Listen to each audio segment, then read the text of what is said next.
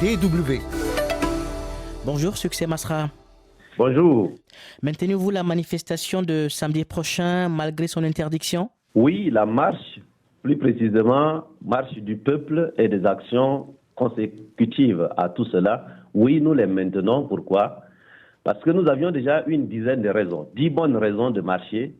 Et aujourd'hui, en prenant la décision, le même jour, le 6, où M. Déby et ses amis vont organiser des actions aussi démocratiques pour essayer d'investir pour un 6e mandat, ce qui ne devrait même pas être le cas, en prenant donc la décision, d'un côté, d'autoriser ces actions de M. Déby et ses amis, et de l'autre, d'interdire au reste de la population, qui est d'ailleurs majoritaire, de tenir ces actions, qui sont des actions citoyennes, reconnues par la Constitution, dont il est supposé être le garant. Il vient là, M. Déby et ses amis, de nous donner une raison additionnelle de marcher. Donc oui, avec tous ces leaders, de part et d'autre, et tous ces citoyens qui veulent quoi? Qui veulent la justice, qui veulent l'inclusion et qui veulent l'alternance en 2021, nous allons marcher, non pas seulement en N'Djamena, dans ces 10 arrondissements, mais aussi dans les 23 provinces du Tchad, et même les gens de la diaspora sont en train de s'organiser pour marcher. Donc oui, nous maintenons la marche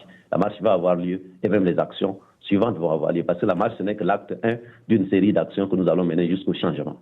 Au cours d'une interview qu'il nous a accordée ce mardi matin, Jean-Bernard Padaré, le porte-parole du MPS, a déclaré ceci. Pourquoi ils ont choisi de marcher au lieu de se réunir dans un endroit clos? Qu'est-ce que vous lui répondez? Ce monsieur n'a plus de raisonnement. Il a fait, semble-t-il, un peu de droit. Mais je crois qu'il doit être un médiocre ancien étudiant en droit ou un médiocre avocat. Parce que semble qu'il était même dans les droits de l'homme. C'est une escroquerie politique. Et ça, ce n'est pas une première. Et alors, les déplacements de M. Déby à travers tout le Tchad, ça fait 16 déplacements à l'intérieur dans les 16 provinces sur 23 qu'il a organisés. Vous avez vu les images? Ce sont des gens qui n'ont plus de valeur, ces messieurs-là. Et donc, il peut vous regarder les yeux dans les yeux, vous mentir, même si vous mettez les images des meetings organisés par M. Déby hier soir à Moundou. Et il va continuer sur Doba pour aller débiter les mensonges. Voilà une ville pétrolière, Doba, qui n'a pas 1 kilomètre de goudron, alors qu'il donne le pétrole au Tchad depuis 18 ans. Voilà Moundou, dans lequel il est venu promettre qu'il allait construire un chemin de fer en 2016. Le résultat des courses, ils ont fermé les industries, etc. Mais ces gens-là, ils n'ont pas de valeur et ils peuvent vous regarder dans les yeux en mentant. M. Déby n'est entouré que des gens qui ont des choses à se reprocher sur le plan judiciaire. De l'Assemblée nationale au porte-parole de son parti, en passant par le secrétariat général, en tout cas de son parti. Il n'y a que des repris de justice qui en sont les porte-paroles, les chefs, etc. Demandez-vous pourquoi. Donc, ce n'est pas des gens qu'il faut écouter en réalité. Il ne sait même pas ce qu'il est en train de dire. Depuis le début du coronavirus, n'est-ce pas, les Tchadiens regardent les images d'un président en déplacement, sans masque, sans geste barrière, à travers le Tchad. C'est à se demander si ce n'est même pas d'ailleurs lui qui est même le pourvoyeur du coronavirus à travers ces déplacements. Et les autres Tchadiens n'ont pas le droit de se réunir. Oui, il y avait eu un forum qui a été organisé ici avec 600 amis de M. Déby. Et les autres Tchadiens réunis autour de l'opposition, etc., voulaient organiser un forum citoyen. Là, dans une salle, qu'est-ce qu'on leur a opposé? Ben, coronavirus. Donc vraiment, voici les deux Tchads qu'ils ont installés sur la base de l'injustice, sur la base de l'exclusion, sur la base d'une sorte d'apartheid où certains auraient tous les droits pendant que d'autres auraient tous les devoirs. Vous pensez qu'on va sincèrement accepter cela? Plus jamais nous n'accepterons cela. Et les Tchadiens sont en train de se réveiller et croyez-moi, ils n'auront plus de tranquillité jusqu'à ce que ces choses-là puissent changer. En tout cas, nous autres, tant que nous avons le souffle de vie, nous allons travailler avec le peuple pour faire en sorte que cette escroquerie politique-là prenne fin. Voilà les gens qui sont à la tête de notre pays. Voilà le problème de notre pays. Il faut changer cela et nous sommes engagés avec responsabilité, de façon pacifique, mais de façon déterminée pour mettre fin à tout cela. Oui, c'est d'ailleurs pour cela que vous aviez décidé de vous engager en politique depuis bientôt 3 ans avec les transformateurs pour obtenir donc une alternance démocratique à la tête du Tchad. Est-ce que vous allez y parvenir? Nous avons commencé la décennie de l'alternance. Je l'avais déclaré 2010, 2020, 2030, c'est la décennie de l'alternance. M. Déby ne peut plus continuer à rester là. Je crois que c'est le moment aussi d'adresser un message clair, y compris à tous les partenaires de notre pays qui travaillent avec le Tchad. On ne peut pas dire en Afrique, dans des pays qui ont les mêmes configurations, qui ont les mêmes types d'économie, qui ont les mêmes types de leaders, qui utilisent même les mêmes langues que le Tchad. On ne peut pas dire que 3 mandats dans ces pays-là, c'est une sorte un peu de coup d'État inacceptable. Et au Tchad, 5 mandats, 6 mandats, ça doit être normal et acceptable. Surtout que nous sommes dans un pays où, et c'est ça l'essentiel, 15,5 millions de Tchadiens sur 16 millions n'ont accès ni à l'eau, ni à l'électricité, ni à Internet. Nous sommes dans un pays où 7,5 millions de Tchadiens, c'est-à-dire la moitié de la population, n'a même pas 1 euro par jour pour vivre. Nous sommes dans un pays où on a confisqué l'alternance depuis 30 ans. Nous sommes dans un pays qui a exclu la majorité de son peuple, 80% de la population. Dans un pays où l'âge médian est de 17 ans, où 80% de la population a moins de 40 ans, on exclut cette population des responsabilités les plus importantes. Nous sommes dans un pays qui marche sur la charte de l'Union africaine.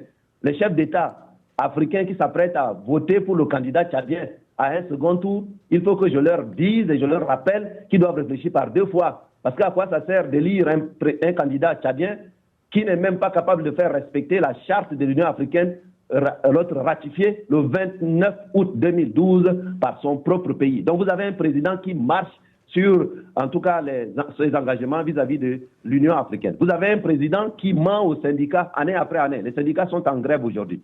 Vous avez un président qui ment à la jeunesse en lui promettant l'embauche, 20 000 emplois, il n'en est rien. Vous avez un président qui ne respecte pas sa signature vis-à-vis des commerçants. Plus de 4 000 milliards de dettes vis-à-vis des commerçants et des entrepreneurs du Tchad. Et vous avez un président de la République qui ne fait même pas exécuter les décisions de justice. Plus de 5 000 décisions de justice aujourd'hui au Tchad qu'il a décidé d'ignorer, qui n'assure même pas la sécurité de son peuple livré aux conflits agriculteurs-éleveurs et aux enlèvements contre rançon.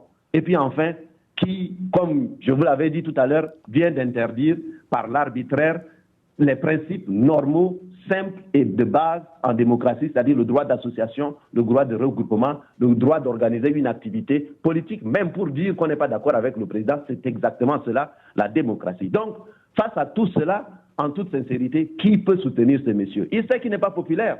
C'est pour ça que par tous les moyens, il veut éliminer toutes les voies capables d'amener l'alternance dans ce pays. Oui, l'alternance va avoir lieu d'une façon ou d'une autre. Nous voulons que ça se passe de façon démocratique, de façon civilisée, et le moment est venu pour M. Déby de se reposer après 31 ans de pouvoir quand même. C'est ça l'enjeu pour l'avenir.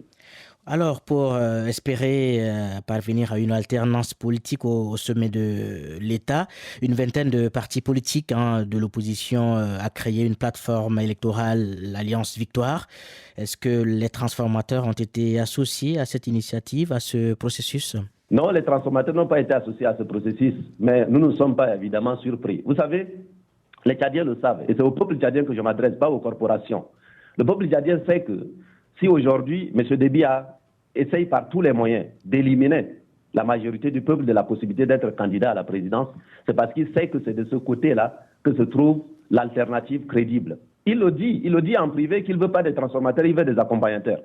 Donc, je ne souhaite pas que nous soyons dans une démarche d'accompagnement. Les Tchadiens savent que si l'inclusion ne redevient pas la règle, de manière à ce que 80% des Tchadiens exclus aujourd'hui aient la possibilité de se porter candidat, parce que nous sommes dans un pays qui a changé et la classe politique doit changer. Les manières de faire la politique doivent changer. Et donc, ça, c'est un élément fondamental si nous voulons créer les conditions de l'alternance.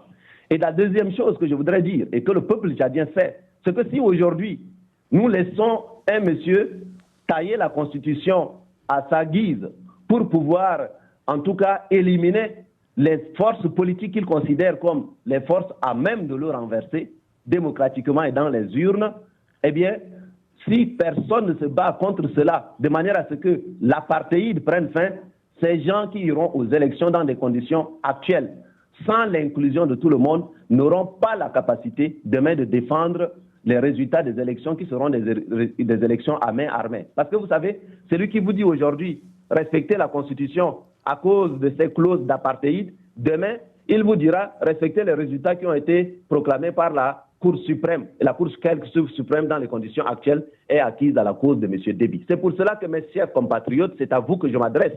Chacun est libre de s'organiser, mais ne vous laissez plus tromper. Parce que si M. Déby avait peur d'une certaine classe politique, Je suis sûr qu'il aurait mis, par exemple, l'âge supérieur pour être candidat à la présidence. Il aurait ramené l'âge antérieur qui était de 70 ans. Demandez-vous pourquoi il ne l'a pas fait. Demandez-vous pourquoi, dans un pays où 80% de la population a mon âge, eh bien, M. Déby, qui est arrivé à 38 ans, impose que M. Masra, qui a 38 ans, ne devrait pas être candidat à la présidence. Et donc, tout ça vous montre bien que nous sommes dans une sorte un peu d'escroquerie politique. Et c'est l'occasion pour moi aussi de réitérer à tout le peuple tchadien que moi, à titre particulier, j'ai annoncé ma candidature à la présidence de la République le 6 novembre 2020. Le 6 novembre 2020. Et cette candidature, elle est définitive. Et je la maintiens et je serai donc candidat à la présidentielle au nom de la Charte de l'Union africaine en son article 11, ratifié par le Tchad, en tout cas signé en 2007 par le Tchad, mais surtout ratifié le 29 août 2012. Et comme vous le savez, lorsqu'il y a conflit entre une constitution et une charte supranationale, en l'occurrence la charte africaine, c'est la charte de l'Union africaine qui l'emporte. Donc je suis candidat et je vais porter avec les autres compatriotes un projet au pluriel, c'est le projet des transformateurs pour l'élection présidentielle de 2021 pour transformer le Tchad à travers 5 piliers, 5 priorités. Et c'est ça aussi l'enjeu pour l'avenir. Donc oui, nous serons présents, en tout cas de façon légale. Maintenant, si par l'arbitraire, on devait venir à nous en exclure, alors le peuple sera appelé à prendre ses responsabilités. Donc oui, personne ne nous laissera de côté et nous ne serons jamais les accompagnateurs. M. Déby a dit qu'il ne veut pas des accompagnateurs. Enfin, il veut des accompagnateurs, il ne veut pas des transformateurs. Le peuple tchadien veut des transformateurs. Le peuple tchadien ne souhaite pas des accompagnateurs. Chacun choisira son camp et nous allons devant le peuple qui va trancher. Et si votre candidature à la présidentielle du 11 avril n'était pas validée en vertu de la dernière révision de la Constitution, est-ce que Succès Masra et les transformateurs vont soutenir un autre candidat de l'opposition? Ce serait de l'arbitraire. Je voudrais bien savoir, est-ce que éliminer 80% de la population, la possibilité d'être candidat, est-ce que pour vous, c'est une démocratie encore? Non, ce serait une parodie de démocratie. Est-ce que éliminer des candidats, alors même que la charte de l'Union africaine qui est ratifiée par le Tchad, ce n'est pas moi qui ai ratifié la charte de l'Union africaine, pour le Tchad.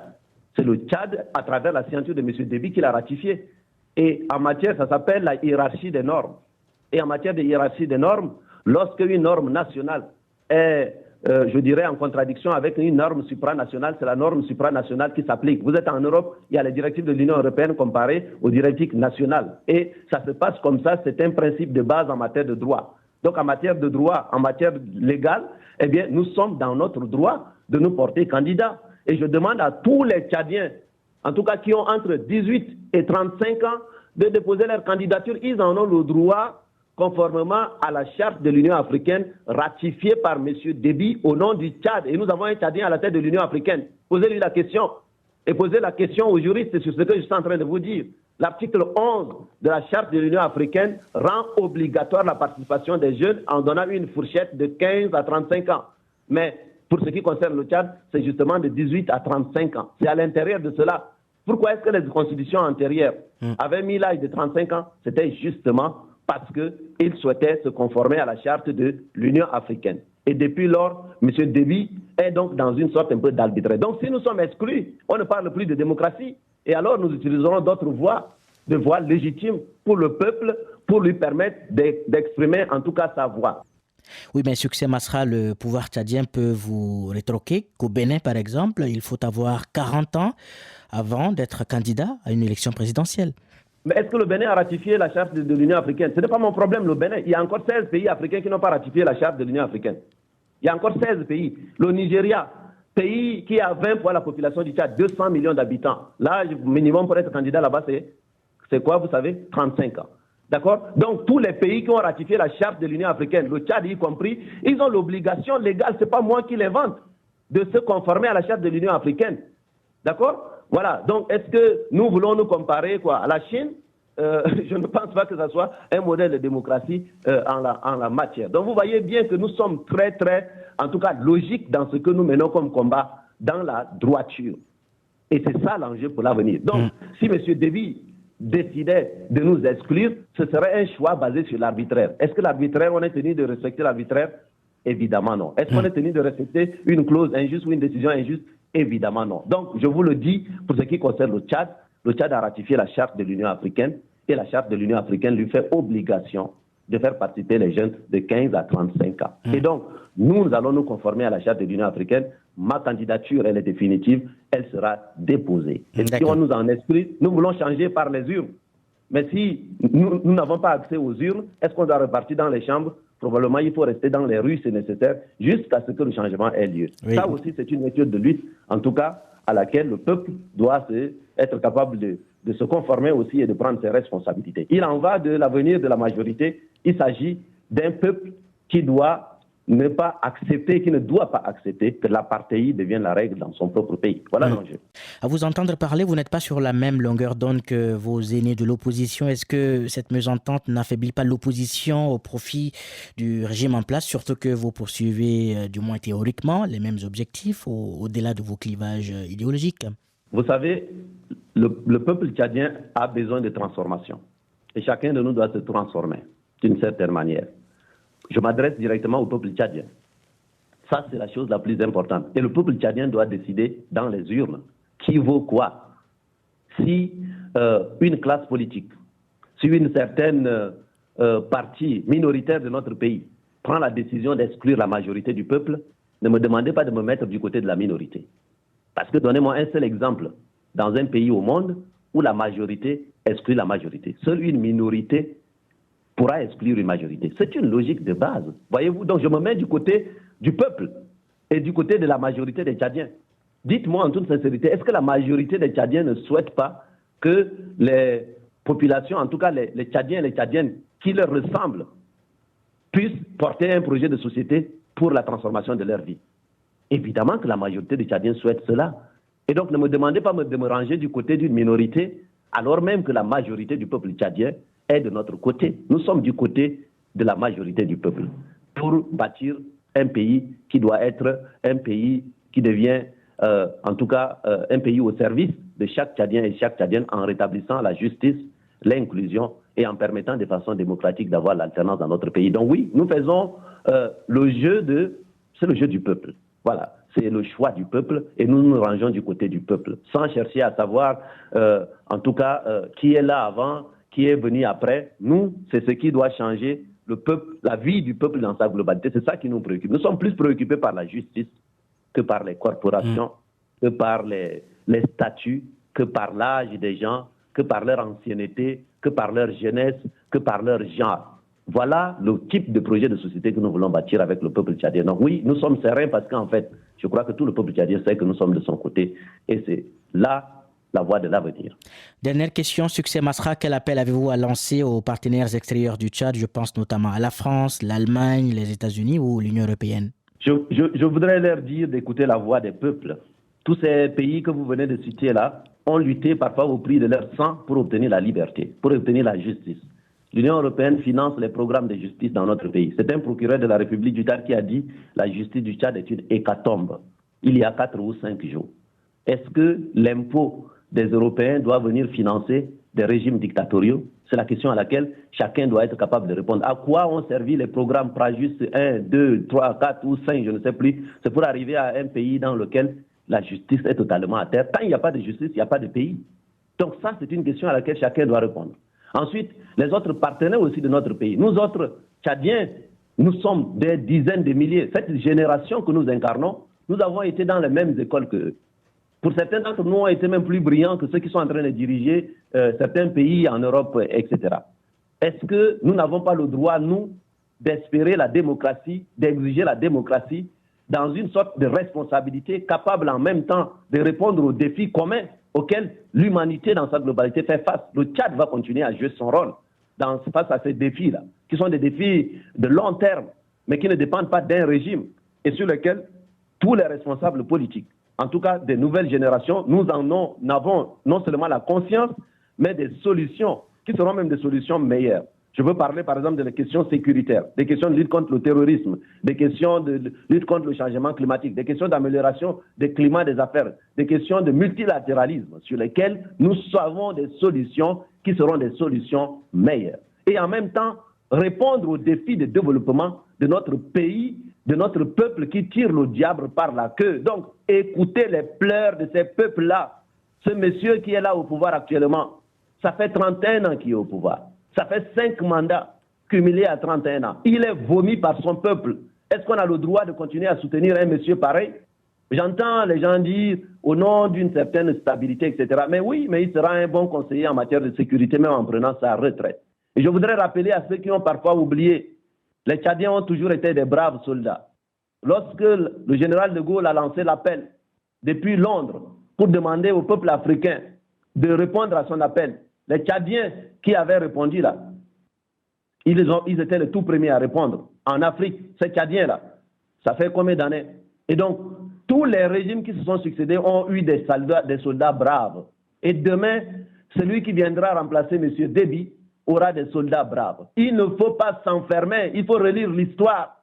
Et ces Tchadiens viennent de tous les horizons. Il n'y a pas une catégorie de Tchadiens qui serait brave et une autre catégorie ne serait pas brave. C'est un mensonge et ce serait une escroquerie politique. Donc, nous sommes déterminés à bâtir un avenir dans la responsabilité avec tous les pays partenaires de notre pays, mais surtout en répondant aux défis de développement de notre pays. C'est la seule manière de créer un avenir en commun. C'est la seule manière de faire en sorte que nous faisons courageusement le choix de l'avenir plutôt que le choix du passé et du présent qui sont qui ont des conséquences que nous connaissons aujourd'hui. Donc, j'en appelle à cette responsabilité collective devant l'histoire pour être capable de dessiner ensemble un avenir meilleur dans un respect mutuel et dans une capacité à comprendre que le monde est en train de changer, le Tchad aussi est en train de changer, l'espérance des Tchadiens aussi est une espérance nouvelle et nous devons ensemble travailler pour changer les choses de la façon la plus responsable possible. Voilà l'enjeu pour l'avenir et c'est un cri de cœur que je lance pour que chacun comprenne qu'il faut en tout cas répondre à tout cela maintenant avant qu'il ne soit trop tard, en ramenant la raison, en exigeant ce qui doit être exigé, la justice, l'inclusion et l'alternance. Oui, 2021, c'est le moment de l'alternance. Merci beaucoup, succès Masra. Merci à vous. Rendez-vous sur Facebook DW Afrique.